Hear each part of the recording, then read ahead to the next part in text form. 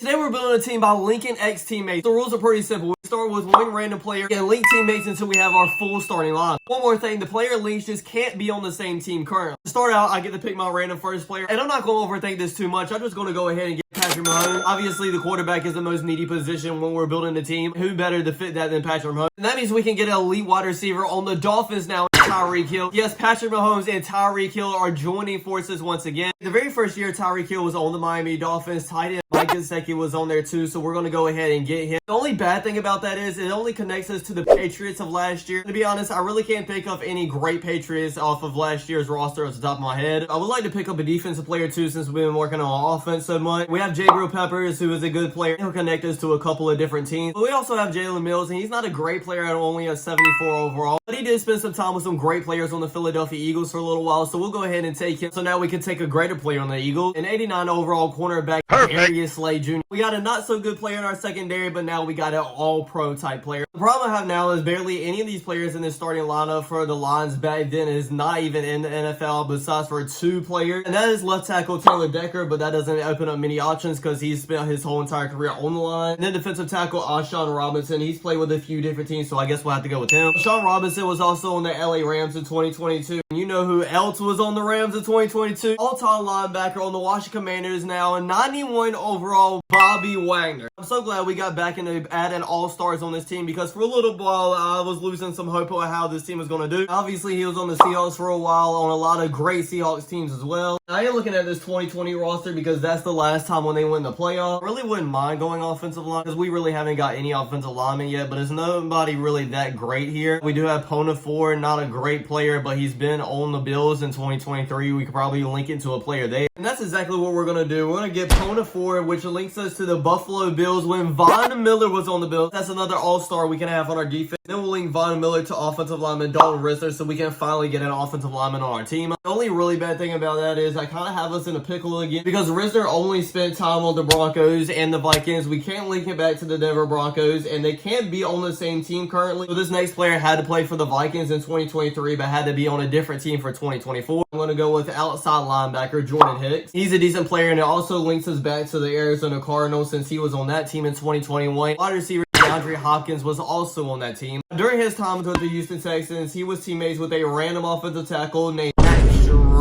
Ping, or however you say that name. Now, he is only a 66 overall, but we do need offensive linemen. Also, at the same time, he was on the Cincinnati Bengals in 2022 and in 2023. You know who also was on the Bengals in 2023? Offensive lineman Orlando Brown Jr. We get one bad offensive lineman, but we get one good one as well. He also has a good link because he was on the 2023 Chiefs team that went all the way and ended up winning the Super Bowl. I would love to take L'Jarius Sneed, but we sadly can't. Instead, we're going to have to take free safety Juwan Thornhill, which isn't a great player, but isn't a bad one either. Thornhill was on the Browns in 2023, and so was outside linebacker Zadarius Smith. He's going to be the perfect addition because we can connect him back to the Minnesota Vikings and the Green Bay Packers and even Baltimore Ravens if we want to go way back. We only got 3 more players left, so I finished it off with linking him to running back David Montgomery, a huge pickup. Linked him to cornerback Cameron Sutton, and then I linked him to offensive tackle Chukwu. I don't even know how to say his name at that point. Very confusing very quickly, but honestly, I'm just glad that I figured out how to link all of these players enough so we can get a full starting lineup, even if it isn't the greatest. But actually, to be honest, this is not that bad of a team at 84 overall, 84 offense, and 84 defense as well. I thought I did a lot worse than that, but hey, maybe this team could at least make it to the playoffs. Before we send the season, I do want to hop in this first game and see how it goes. On the very first drive, this offense is cooking. I didn't expect anything less with Patrick Mahomes, DeAndre Hopkins, Tyreek Hill, David Montgomery. We're already at the 11-yard line. David Montgomery hits it to the outside, and we already get a touchdown on that first drive. Surprisingly, our defense was getting cooked, and they're already in our territory, but they do have him in a 3rd and 7 here. They have a little play action, and he gets hit, and it is an incomplete pass. Thank the Lord, because I thought our defense was going to be selling at first. A little motion the Dolphins send Tyreek Hill actually works in real life. Let's see if it works here, and no, it doesn't. It's an incomplete pass. I honestly just wanted to try to hit him on a deep ball at least once. We're cooking once again about the 9-yard line. Roll out right with Patrick Mahomes. I see an open lane towards the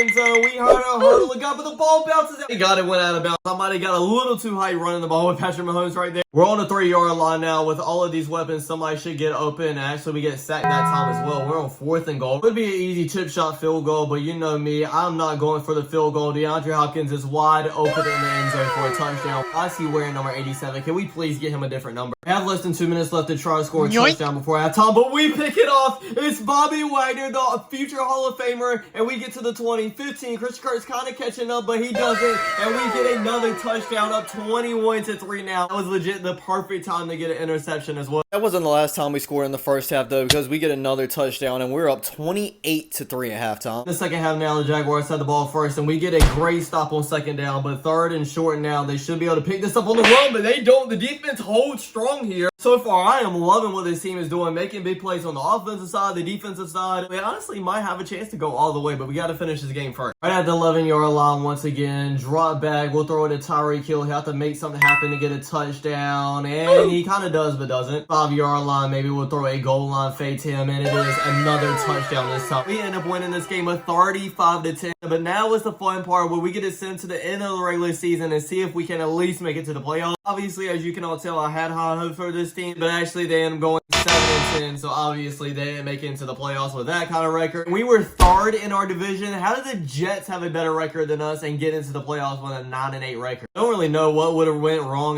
Patrick Mahomes almost had a 4,000-yard season, 28 touchdowns to 14 interceptions. Patrick Mahomes decided to have a worst season of his career when we were trying to do something with it. David Montgomery almost had 1,000 yards. DeAndre Hopkins had 1,000 along with Tyreek Hill as well. Well, that video simulation performed way under my expectations, but I hope you all still enjoyed. Don't forget to like, comment, subscribe, and I'll check you guys out next time. Peace.